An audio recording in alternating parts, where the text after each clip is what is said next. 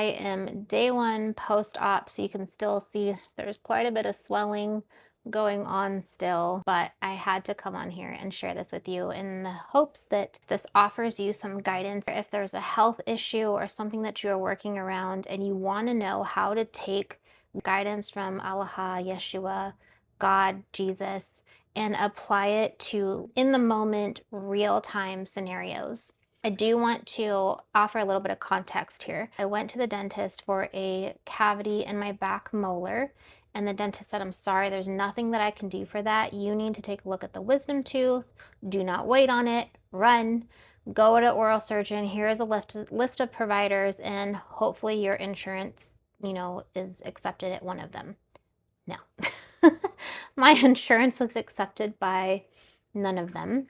And the majority of them had a long wait list. I'm talking like a month or two out, and here I am worried. I don't want the infection to spread to my nerve or my bone.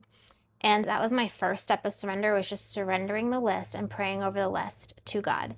I handed it over to him. I said, Lord, whichever doctor, surgeon is meant to have their hands on this, let that be the one who has the opening so that I can get in. Went down the list, no, no, no, no, 4 no's, and finally there was one who had excellent reviews. Turns out my grandma and my mother-in-law went to this office way back in the day, and they had an opening it was two weeks out. So I am 2 weeks past that date now. And so I've been sitting with this, walking in step with spirit through the whole thing, navigating any intrusive thoughts, anything that has come in from the outside world in relation to wisdom teeth or the C word or anything just that could possibly go on. Sepsis, septic, I don't know. I always forget that one, confused. It reminds me of like septic tanks. Oh, my dog burps and it's so weird. But anyways, here is the first thing to do. Have an awareness that when we are confronted with any scenario in life, but especially when it comes to our health, have the awareness that fear, anxiety, panic, and nervousness are going to come through, because we are then hearing that information and we're basing everything that could possibly happen now or in the future based upon what has happened from our past. I had not had a consultation. They had no opening, so I received the consultation that same day. Did the CT x-ray. We're standing there looking at everything on the screen, showing my impacted wisdom teeth. These 2 are fine. And then he says, but you also have a cyst in your jaw. And I'm like, what? Okay. What does that mean? What kind of cyst? Like, where is it? And he started showing me that I had a cyst right around this area that was surrounding the wisdom tooth, and it had apparently been making itself nice and cozy in my jaw and eating away at some of my bone. So now this side of my jaw has less bone than this side of my jaw. Yay! So in the moment, as you can imagine, I'm standing there and he's talking to me, and again, thoughts are coming flooding in. I'm like, oh my gosh, what if it's that? Like, it's a cyst. He didn't say tumor, thank God. But I was flooding and I could feel myself flooding. Immediately, thoughts came flooding in of my neighbor who had cancer in his jawbone. It went to my husband who had leukemia. It went to my dad who had skin cancer and lung cancer. I went to my grandpa with lung cancer. I mean, like, my mind went to all of these people in past, and like, oh crap, like, what if, right? And that's normal, right? We're human. It is normal to have those feelings, but the difference is, and here's step 2, not subscribing or agreeing to it. So as soon as those emotions come flooding in, breathe, okay? Breathe, and you just say, this is what I say, I am feeling this, and I do not agree to any of the intrusive thoughts coming in. I'm surrendering this to you, Lord. This is also yours. I cannot carry this alone. I refuse to carry it alone. You said you are with me. You are with me, and I'm surrendering it to you. Whatever the outcome may be, may it be for your will. And may this whole experience be for your glory too.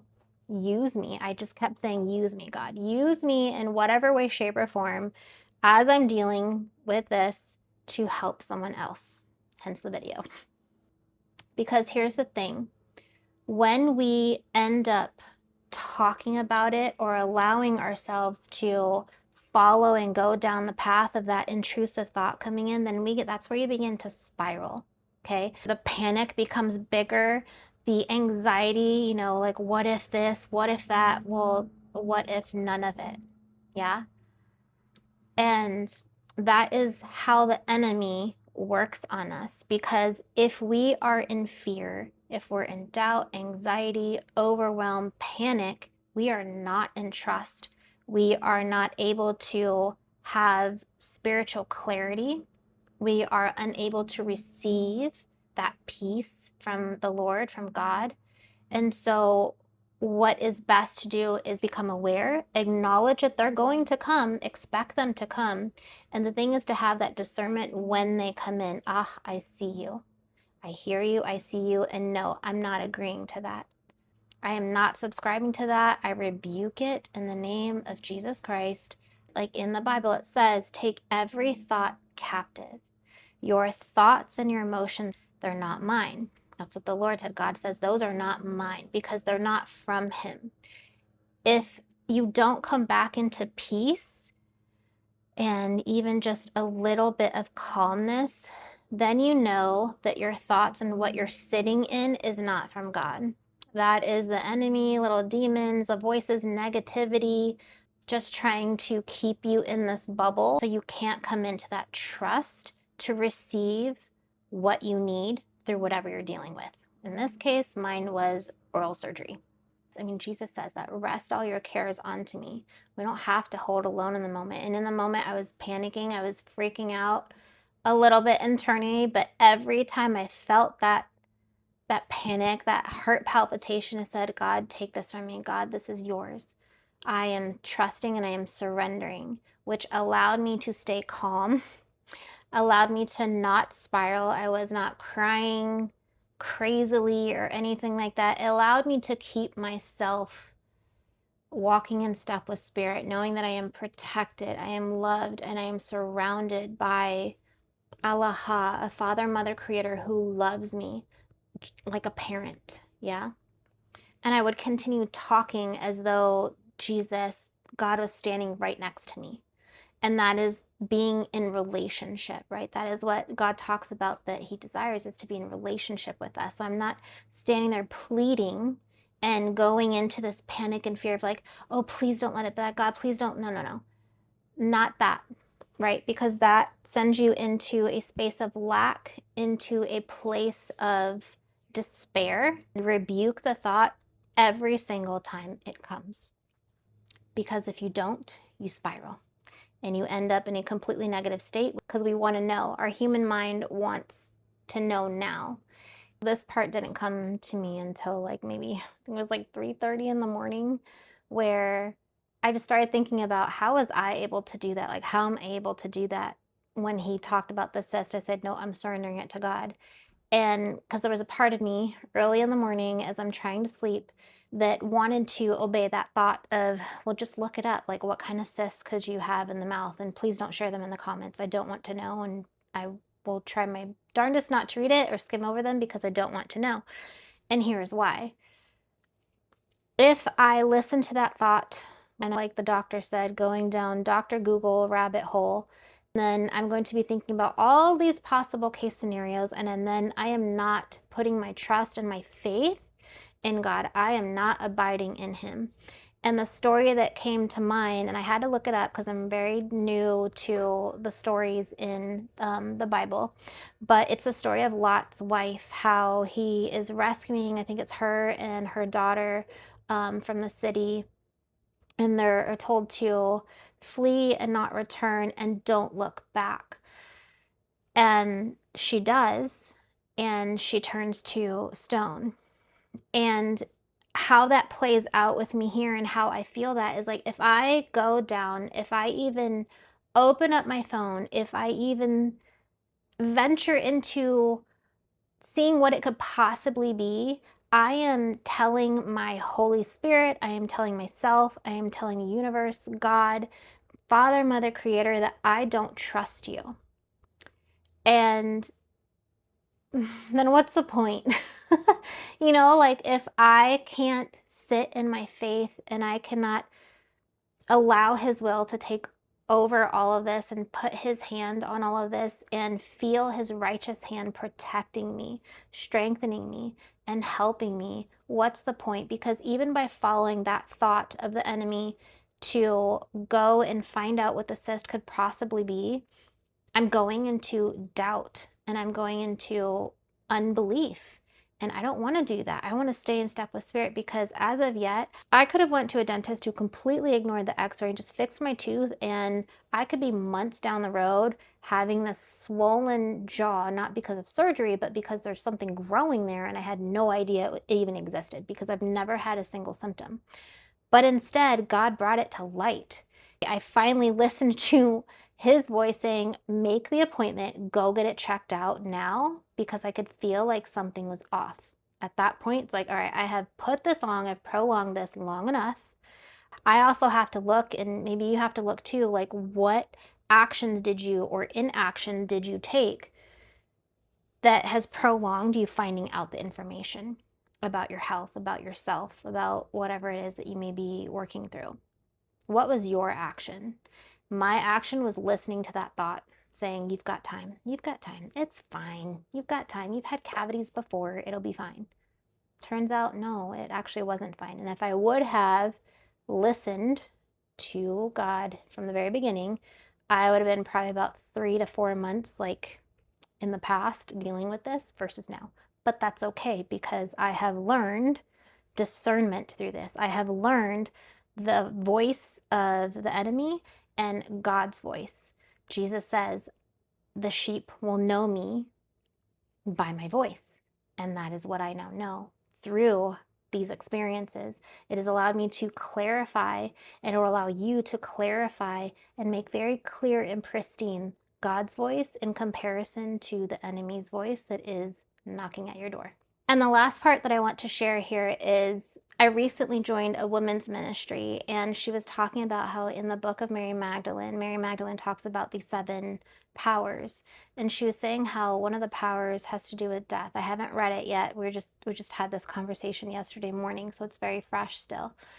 But the way she was explaining it is not death as in like dying death, but as in decaying and exposing that decay. And so what I did through the day, but especially at the wee hours of the morning when I'm just sitting there like with myself, everyone else is asleep, I started thinking about how, yeah, like God would want this decay out of my vessel, because I want my vessel to be a clear and healthy vessel to be able to be here for my children, to live life with and for my children and my fiance and my family, and to exert God's will over my life and to be of service in the way that the Lord has for me to be of service. It's so important to me. So of course he would want to expose this so that way my vessel can be whole. There's a story in the Bible where, people are wanting to, I think it's in the Old Testament, where people are wanting to make sacrifices to the Lord, but like they're dead animals, decaying animals. And the Lord's like, no, I don't want that. Why would you give these rotten things to me, this rotten flesh to me? I can't live in this house and I don't want that. And then in the Newer Testament, it's like, he asks for our flesh, our vessels, to be of light, a living breath, a living body, a living vessel. And so, not that we aren't worthy with it, but as we step into walking in step with spirit and walking into that trust and that belief with God, he's going to expose these things. He's going to expose the ways in which we are not taking care of ourselves. We're not honoring the vessel that holds and brings life to our spirit, so that it can be removed and taken out, so that we are healthy, we feel good, we are in better health to be able to do the things that we want to do in life, his will over our life. If you want to create a business, if you want to travel, if you want to open up, I don't know, a coffee shop or whatever it may be, he's going to slowly expose these things to you so you can have what you want. And if I put that in the perspective of a parent, right? As a parent, me now as a parent with my 3 boys, I want them to be the healthiest they can be. I don't want them to be inflicted with ailments and diseases and unexplained immune disorders or anything like that. I want them to be in perfect health so that they can go out and achieve and accomplish and do the things that they desire to do. God wants the same for us. He wants the same for you. And I believe that's why Yeshua in Aramaic calls God, that we know now, as Allah, or birthing father, mother of the cosmos, because God isn't just this. I mean, if you watch some NDEs, you'll see this too, but God isn't just this male energy that we have been portrayed to believe. Allah is this mothering, fathering, loving energy that is both sides. It's parental energy. And he loves us in that way, to where she loves us in that way. Allah wants us to be in the best health that we can be in, so that we can live out our calling, so we can go do the things that we want to do.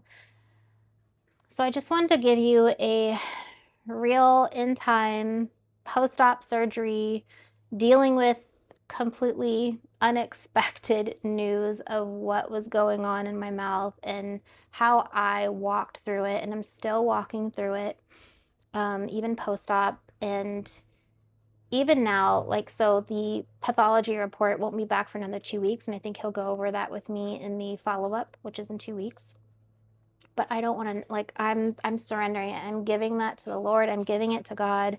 Whatever his will be for it, it shall be. And from now until then, I am just looking up, and I'm going to stay with my verses on protection and healing, pray over my vessel, be in meditative prayer over my vessel, that my bone begin to regrow, that whatever decay and whatever ailment was in my jaw, may it be gone. I did also ask Jesus, and now that this is out, there's space there, right? So there's no longer the wisdom tooth or the cyst. So it means there's just open space. There's nothing in there. And I asked him, what do you want to replace that with? Something that was there, which was my avoidance, my procrastination, all of that was there, and the decay in the tooth, whatever that's connected to, what do you want to replace there?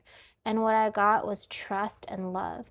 Trust that he has his hand and his love and his will over my vessel, over my life, over my ears, my eyes, my thoughts, my being, over everything. This is a sign for me, and I'm replacing it with every time I think or feel about it, to know that, to just be in trust that I am held. You are held. You are so loved and so held and so supported. And when you tap into that energy, it just fills you up in a way that nothing else of this earth can. So I hope you found this helpful. Ask me any questions below. Please do not share anything related to what the cyst could possibly be. I don't want to know. I'm surrendering it to the Lord, so please respect that. I will find out and share with you once I find out, but until then, I'm surrendering it to God. It's in God's hands. So I hope you found this helpful. Ask any questions below, and I will do my best to answer them. Talk soon.